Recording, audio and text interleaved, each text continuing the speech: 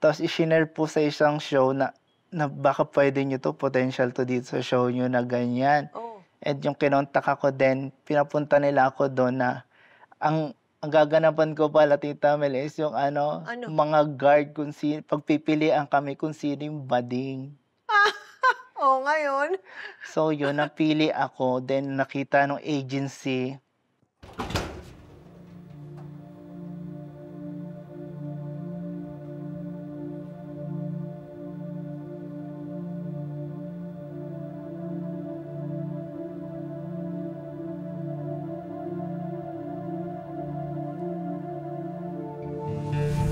Natanggap mo na bang buong-buo ang pagkatao mo?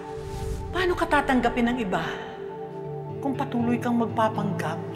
Ang tunay na kalayaan ay dala ng katotohanan.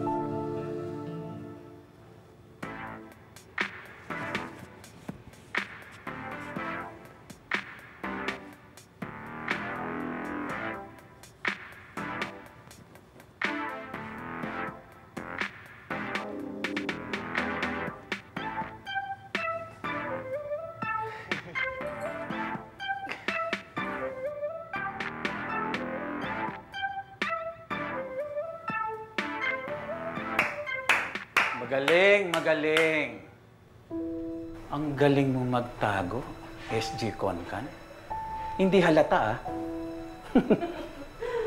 Kung hindi pa namin napanood ang viral video mo, hindi pa namin malalaman na isa kang syokla.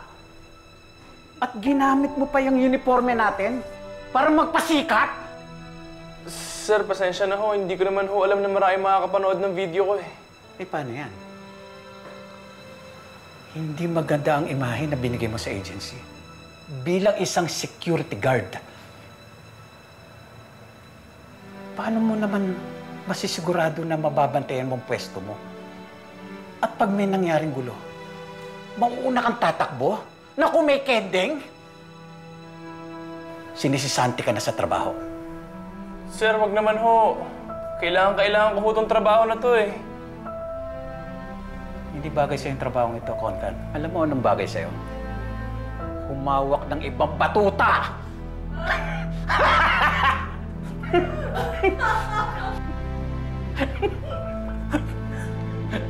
Tatawa pa rin kaya kayo kapag dinimanda ko kayo? Wala man akong mataas na pinag-aralan. Alam kong bawal magtanggal ng trabaho dahil sa kasarian niya. Discrimination ang tawag doon. At saka hindi yun naman lahat ng bakla ang hanap ay batuta. Meron din kagaya ko. Ang hanap ay respeto sa kapwa. At saka kahit beki ako, kaya kong humuli at makipaglaban sa mga barakong kriminal. And finally, hindi nyo na ako kailangan tanggalin. Dahil I resign. Sa inyo na itong batuta nyo.